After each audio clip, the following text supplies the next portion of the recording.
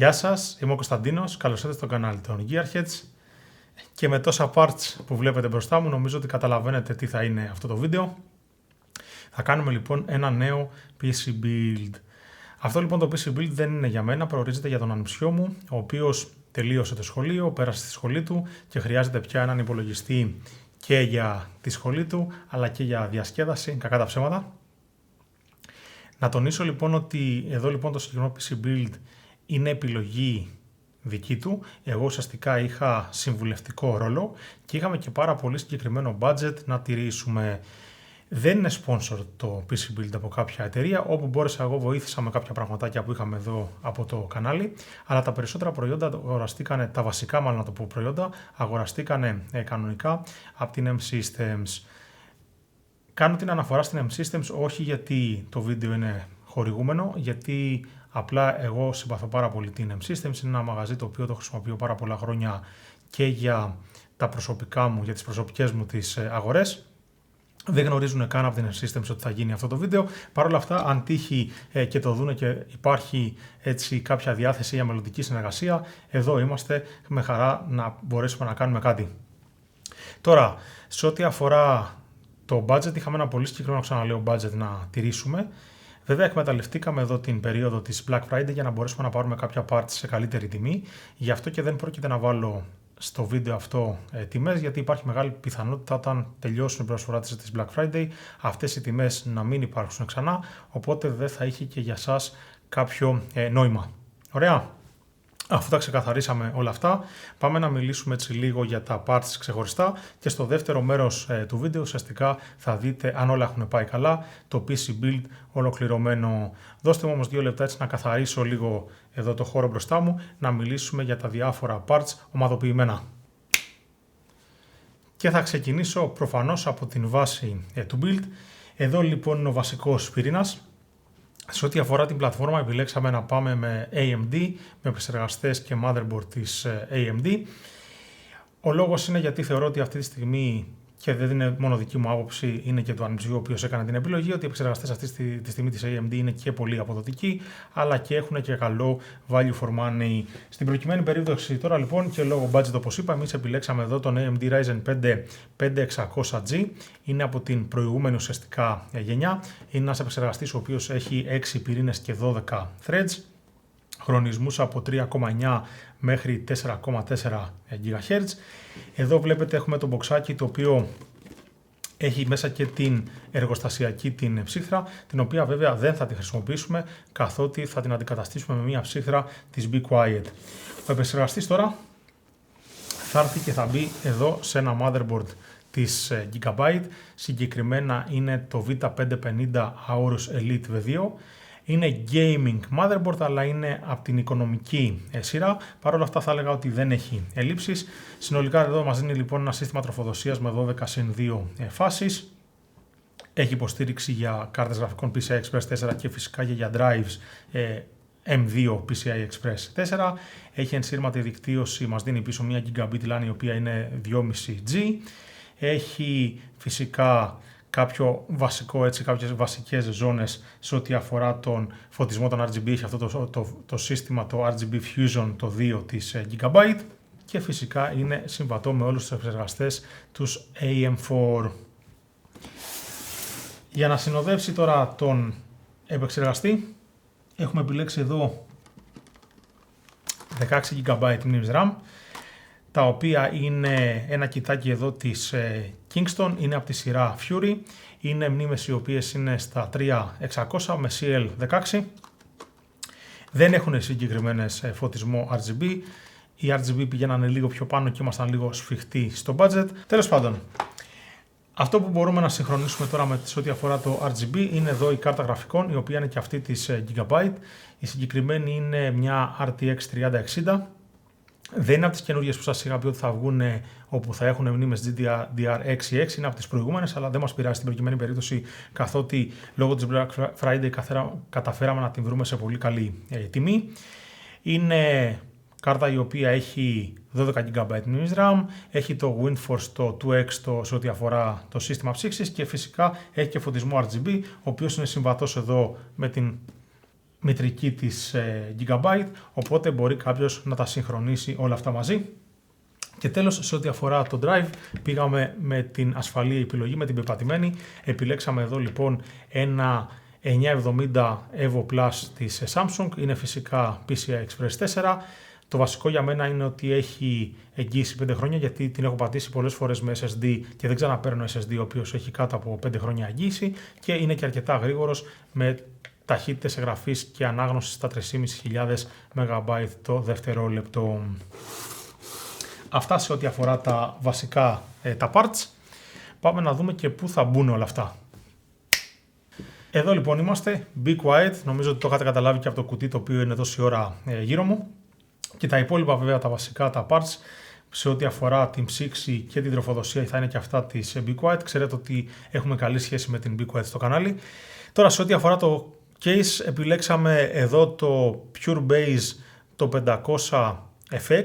Είναι ένα από τα cases τα οποία βγήκανε πρόσφατα με αφορμή τον εορτασμό των 20 ετών της Be Quiet. Είναι ένα case MIDI, αλλά είναι αρκετά ευρύχωρο. Έχει εδώ το τζαμάκι του για να βλέπετε το εσωτερικό. Το FX σημαίνει ότι έχει ανεμιστήρες οι οποίοι είναι RGB, οπότε νομίζω ότι ταιριάζει όλο αυτό σε ένα gaming σύστημα. Είναι φυσικά τούλες με thumb screws κτλ. Έχει εδώ αποσπόμενα φίλτρα και τα λοιπά για τον αέρα και ιστορίες, έχει τις USB του μπροστά και τα λοιπά. Είναι ένα πάρα πολύ όμορφο case, έχει εδώ ξεχωριστό compartment κάτω για να μπει το τροφοδοτικό και να μην ενοχλεί και τα λοιπά. Τη σειρά FX τώρα είναι και η ψύχτρα, η οποία όπως είπα θα αντικαταστήσει την μαμά την ψύχτρα. Είναι λοιπόν η Pure Rock 2 FX, είναι και αυτή βγήκε με αφορμή τον εορτασμό των 20 ετών της Be Quiet. Το FX σημαίνει ότι και αυτή έχει ψύχτρα RGB μπροστά, και από εκεί και πέρα είναι μια αρκετά μεγάλη ψύχτρα η οποία έχει συμβατότητα με όλους τους σύγχρονους επεξεργαστές και μπορεί να υποστηρίξει επεξεργαστές μέχρι 150W. Και από ό,τι έχω δει στο παρελθόν από άλλες ψύχτρες της Be Quiet που έχω στήσει, δεν είναι καθόλου δύσκολη στο στήσιμο. Τέλος, όλο το σύστημα θα τροφοδοτηθεί από αυτό εδώ το τροφοδοτικό. Είναι το System Power 10. Είναι μια σειρά η οποία κυκλοφόρησε πρόσφατα, είναι budget σειρά. Δεν είναι modular, οπότε θα χρειαστεί να κάνουμε έτσι ένα προσεκτικό cable management. Παρ' όλα αυτά είναι ένα ποιοτικό τροφοδοτικό, έχει πιστοποίηση 80+ bronze, είναι στα 550W που υπερκαλύπτει αυτή τη στιγμή τις ανάγκες του συστήματος. Τώρα αν κάποια στιγμή αλλάχτεί η κάρτα γραφικών με κάτι πιο ισχυρό και χρειαστεί, δεν μπορεί να καλύψει το τροφοδοτικό, το πολύ σε εκείνη τη στιγμή το αντικαθιστούμε. Πάμε να δούμε τώρα και τα περιφερειακά. Εδώ είναι και τα περιφερειακά μας. Η αλήθεια είναι ότι τα συγκεκριμένα περιφερειακά δεν γνωρίζει καθόλου ο ανιψιός ότι υπάρχουν, δεν τα έχει διαλέξει εκείνος, είναι ουσιαστικά δικό μας, το πούμε έτσι, ανεπίσημο δωράκι. Η αλήθεια είναι ότι θα ήθελα να είναι κανονικά όλα περιφερειακά της AOC, αλλά δυστυχώς υπήρχε ένα θέμα διαθεσιμότητας με το mouse, το οποίο δεν μας ήρθε έγκαιρα. Οπότε λοιπόν ουσιαστικά αυτή τη στιγμή για τις ανάγκες, τώρα να δώσω κάτι γιατί θα χρειαστεί και ένα mouse, έχουμε βάλει αυτό εδώ το μαουσάκι, είναι το Noxo, είναι το Nightmare, είναι μια budget εταιρεία σε περίπτωση που δεν την γνωρίζετε, η οποία βγάζει αρκετά ποιοτικά gaming προϊόντα για την τιμή τους. Είναι ένα mouse το οποίο υποστηρίζει είναι 5000 dpi, έχει 12 προγραμματιζόμενα πλήθρα, έχει φωτισμό RGB, έχει δυνατότητα να αλλάξετε το βάρος, έχει κάποια βαρυδάκια μέσα για να προσαρμόσετε το βάρος, έχει polling rate 1000 Hz κτλ. Είναι ένα ποιοτικό μαουσάκι, θα προτιμούσα βέβαια, ξαναλέω, να είχα το αντίστοιχο μαουσάκι της AOC για να είναι σετάκι. Πάμε λοιπόν και στο πληκτρολόγιο. Εδώ λοιπόν είναι το AGK 700 της AOC. Αν είχαμε το mouse θα ήταν το αντίστοιχο το AGM 700. Είναι μηχανικό πληκτρολόγιο με Cherry MX διακόπτες. Έχει RGB φωτισμό, έχει media controls, είναι N-key rollover και anti-ghosting, έχει προγραμματιζόμενες ζώνες ό,τι αφορά το φωτισμό, έχει media πλήθρα, έχει USB pass-through, έχει μνήμη για να αποθηκεύσετε έτοιμα προφίλ για διαφορετικά παιχνίδια κτλ. Είναι ωραίο κιμπορτάκι, αρκετά οικονομικό. Το mouse θα πατήσει πάνω εδώ σε αυτό το mousepad, είναι το AMM 700 επίσης της AOC, το οποίο είναι μεσαίου μεγέθους θα έλεγα, αλλά και αυτό έχει έτσι φωτισμό RGB, οπότε έρχεται και δένει εδώ με το σετάκι.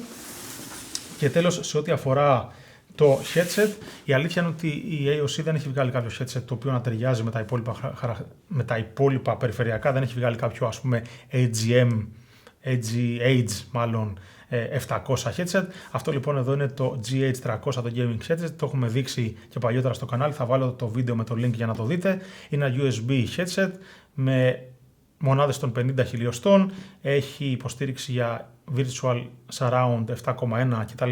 Και έχει και RGB φωτισμό εδώ στο πλάι στο λογότυπο της EOS. Όλα μαζί μας κάνουν ένα σετάκι για να μπορέσει να χειριστεί τον υπολογιστή. Αυτά λοιπόν με τα parts. Πάμε να στήσουμε και το PC και ελπίζω αν όλα πάνε καλά να το δείτε κανονικά στο δεύτερο μέρος. Λοιπόν, εδώ είμαστε με τη μαγεία του μοντάζ. Το PC build είναι έτοιμο. Βέβαια, για να είμαι ειλικρινής, δεν πήρε και πάρα πολύ ώρα το στήσιμο και αυτό για δύο λόγους. Πρώτον, γιατί τα parts που είχαμε να βάλουμε ήταν πάρα πολύ λίγα. Και δεύτερον, γιατί βοηθήσανε και τα πράγματα της Be Quiet. Έτσι, να σχολιάσω κάποια πράγματα σε ό,τι αφορά την εγκατάσταση. Πρώτον, σε ό,τι αφορά την ψύχτρα, δεν χρειάστηκε να κάνω σχεδόν τίποτα. Έπρεπε να βγάλω μόνο τις εργοστασιακές της βάσεις, αλλά δεν έπρεπε να αλλάξω το bracket από πίσω. Ενώ η ψύχτρα είχε ήδη και προκατεστημένο thermal paste, οπότε δεν χρειάστηκε καν να βάλω αυτό. Από εκεί και πέρα, σε ό,τι αφορά την κάρτα γραφικών, η εγκατάσταση ήταν πρακτικά toolless. Υπάρχει εδώ ένα bracket στο πίσω μέρος το οποίο είναι για να στηρίζει την κάρτα γραφικών, οπότε πρακτικά, αν θέλετε, δεν χρειάζεται τις βίδες. Εγώ τις έχω βάλει προληπτικά έτσι για να είναι ακόμα πιο σταθερή η κάρτα. Το κουτί είναι πολύ ευρύχωρο, δεν είχε κανένα πρόβλημα σε ό,τι αφορά το να περάσουν τα καλώδια κτλ. Και φυσικά έχει πάρα πολύ χώρο και για υπόλοιπα πράγματα. Από εκεί και πέρα τώρα το γεγονός ότι έχουμε το κουτί το οποίο είναι και την ψύχτρα του επεξεργαστή που είναι της ίδιας εταιρείας, μας έχει δώσει τη δυνατότητα ουσιαστικά να συγχρονίσουμε τον φωτισμό. Οπότε εδώ λοιπόν στην πρόσωψη του case υπάρχει ένα κουμπί το οποίο αλλάζει τα διαφορετικά modes του φωτισμού και μπορώ λοιπόν εγώ εδώ με ένα πάτημα να αλλάξω στα διάφορα modes. Έχουμε εδώ εναλλασσόμενο, έχουμε rainbow, έχουμε συγκεκριμένες αποχρώσεις, αυτό είναι το σβηστό τώρα και μετά πηγαίνει σε λευκό. Εδώ κάνει ένα breathing, το βλέπετε πολύ αργό. Εδώ είναι κυκλικό. Ένα άλλο εφεδάκι. Κόκκινο. Κόκκινο breathing.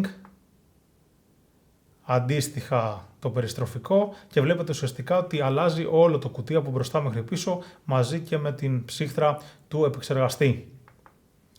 Και μετά συνεχίζει πράσινο, breathing, κυκλικό,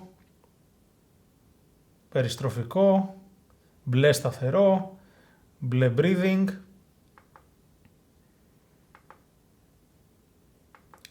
Το πιάνετε το νόημα, εδώ είναι και το πορτοκαλί στα χρώματα της Be Quiet.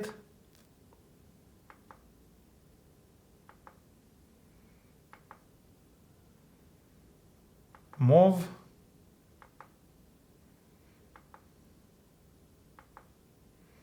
Και τέλος εδώ το RGB που το είχα πριν.